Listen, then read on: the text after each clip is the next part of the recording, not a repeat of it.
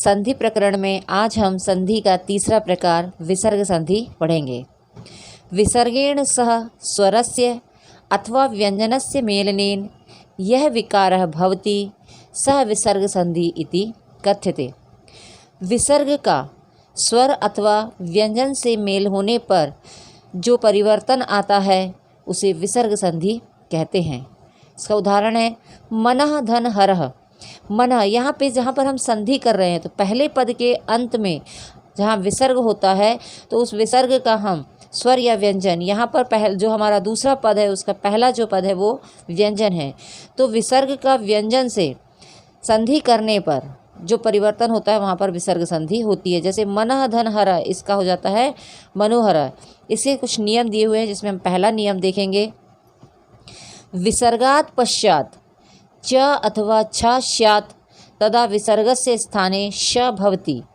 यानी विसर्ग के पश्चात च अथवा छ अगर आता है तो विसर्ग के स्थान पर श हो जाता है। जैसे यहाँ पे उदाहरण दिया हुआ है बालः धन चलति। यहाँ पर प्रथम पद के अंत में विसर्ग दिया हुआ है इसलिए विसर्ग संधि है। जहाँ हम संधि कर रहे हैं यानी दूसरा पद का जो हमारा पहला जो अक्षर है वो च है, तो विसर्ग का चा के साथ जब संधि होती है तो वहाँ पे चा के स्थान पे श हो जाता है, तो इसलिए इसका होगा बालश चलती। दूसरा उदाहरण है भानु धन चलती। भानु, यहाँ पर भी विसर्ग है और विसर्ग के बाद यहाँ जहाँ हम संधि कर रहे हैं वहाँ पर च है, तो यहाँ पे आपका हो जाएगा भानुष चलती। इसका दूसरा नियम है यदि विसर्गात् पश्चात ता अथवा था स्यात् तदा विसर्ग से स्थाने स भवति। यदि विसर्ग के पश्चात ता अथवा था आता है तो विसर्ग के स्थान पर सा हो जाता है जब हम संधि करते हैं। जैसे यहाँ पे उदाहरण दिया हुआ है निह धन तारह। यहाँ पर जहाँ में संधि करना है तो पहले पद के अंत में यहाँ पे विसर्ग दिया हुआ है और दूसरा पद का जो पहला अक्षर जो है वो ता है, तो जब हम इसको संधि करते हैं तो जो विसर्ग है विसर्ग के स्थान पर आधा सा हो जाता है, तो निह धन तारह का संधि होगा निस्तारह। उसी प्रकार दूसरा उदाहरण है दुह धन थलह। यहाँ पे था आया हुआ है तो इसका यहाँ पर भी विसर्ग का आधा सा हो जाएगा, तो इसका हो जाएगा दुस्थलह। नमः धन ते। यहाँ पे नमः, यहाँ पे विसर्ग है और यहाँ ता है तो यहाँ पर भी आधा सा हो जाएगा, तो नमः धन ते का संधि करने पे बनेगा नमस्ते। विष्णु धन त्राता। यहाँ पर भी त्र में पहला जो हमारा है वर्ण वो त आ रहा है और विसर्ग है तो विसर्ग का यहाँ पर भी सा होएगा, तो ये हो जाएगा विष्णु त्राता। इसका तीसरा नियम है यदि विसर्गात् पूर्वम अथवा अंतरम, यानी विसर्ग के पहले या उसके बाद में आश्यात यानी आ आता है, तदा आकार विसर्गयो स्थाने ओ भवति, तो वहाँ पर विसर्ग के स्थान पर ओ हो जाता है। तथा अंतरम यह आकारः तस्य पूर्वम अवग्रह भवति, और आ वर्ण होता है उसका पूर्व अवग्रह हो जाता है। यानी यदि विसर्ग के पहले तथा बाद में आ हो तो विसर्ग के स्थान पर ओ हो जाता है, एवं जो आ वर्ण होता है उसका पूर्व रूप अवग्रह जो ये एस के समान रहता है इसे कहते हैं अवग्रह हो जाता है।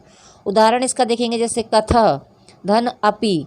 अब यहाँ पे कथ शब्द का अगर हम वर्ण विन्यास करते हैं तो का धन अ धन थ धन अह, तो यहाँ पे विसर्ग के पहले भी आ है और विसर्ग के बाद भी आ है, तो यहाँ पर विसर्ग के पश्चात भी आ आया है इसलिए विसर्ग ओ में परिवर्तित हो जाता है और आ का अवग्रह हो जाएगा, तो कथा धन अपि का संधि होगा कथो अपि। उसी प्रकार है सह धन अस्ति, तो सह इसमें भी विसर्ग है और यहाँ पे अस्ति आ आया है तो इसका संधि हो जाएगा सो अस्ति। सह धन अपि, इसमें भी विसर्ग के पश्चात अ आया है तो यहाँ पे संधि करने पर विसर्ग का ओ हो जाएगा और आ का अवग्रह हो जाएगा, तो यहाँ पे हो जाएगा सो अपि। हमारा अगला नियम है यदि विसर्गात् पूर्वम आ स्यात् तदा अंतरम आवर्ण त्यक्त्वा अन्यः को अपि स्वरवर्ण स्यात् तदा विसर्गस्य लोपः भवति। इसका मतलब है यदि विसर्ग के पहले आ आता है तथा अंतरम यानी विसर्ग के बाद आवर्ण त्यक्तवा यानी आ वर्ण को छोड़कर अन्य को अपि स्वर वर्ण यानी अन्य कोई स्वर वर्ण आता है तो विसर्ग से लोप भवति यानी विसर्ग का लोप हो जाता है। इसके उदाहरण है सूर्य धन उदेति। यहाँ पे सूर्य विसर्ग के पहले अ है, किंतु जो हमारा दूसरा पद है जहाँ हमें संधि करना है वहाँ पर पहला जो हमारा वर्ण है वो ऊ है, तो ये आ को छोड़कर दूसरा स्वर वर्ण है। तो जब हम इसको संधि करेंगे तो यहाँ पे विसर्ग का लोप हो जाएगा और हमारा जो संधि शब्द बनेगा वो होगा सूर्य उदिति। इसका दूसरा उदाहरण है राम धन आगच्छति। यहाँ पर भी राम हमारा जो पहला जो वर्ण है मतलब विसर्ग के पहले जो वो आ आया है, लेकिन विसर्ग के बाद जहाँ हमें संधि करना है वहाँ पे आ यानी दीर्घ आ है, तो यहाँ पर भी संधि करने पर विसर्ग का लोप हो जाएगा और हमारा संधि शब्द होगा राम अगच्छति। विसर्ग संधि का अगला नियम है यदि विसर्गात् पूर्वम अ अंतरम च को अपि मृदुल व्यंजन वर्णः अर्थात वर्णानां तृतीयः चतुर्थः पंचमः वर्णः भवति तदा पूर्व आकार विसर्गयोः स्थाने ओ भवति। इसका मतलब है यदि विसर्गात् पूर्वम यानी विसर्ग के पहले अ आता है और अंतरम यानी विसर्ग के बाद च को अपि मृदु व्यंजन वर्ण जो है वो उसी वर्ग का यानी चा वर्ग का तीसरा चौथा या पांचवा वर्ण होता है, तदा पूर्व आकार विसर्गयो यानी कि जो पहले में जो विसर्ग जो आया है उसके स्थान पर ओ हो जाता है। इसका उदाहरण है पुरः धन हितः। तो यहाँ पे विसर्ग के पहले तो आ है, लेकिन विसर्ग के बाद हमें ई की मात्रा है, तो यहाँ पर ये विसर्ग का ओ हो जाएगा, तो यहाँ पे हो जाएगा पुरोहितः। अगला है वयः धन वृद्धः। वयः यहाँ पे विसर्ग के पहले आ है, लेकिन विसर्ग के बाद व है, तो यहाँ पे संधि करने पर वयो वृद्धय होगा। इस प्रकार के और भी उदाहरण हैं जो आपको बताए जाएंगे।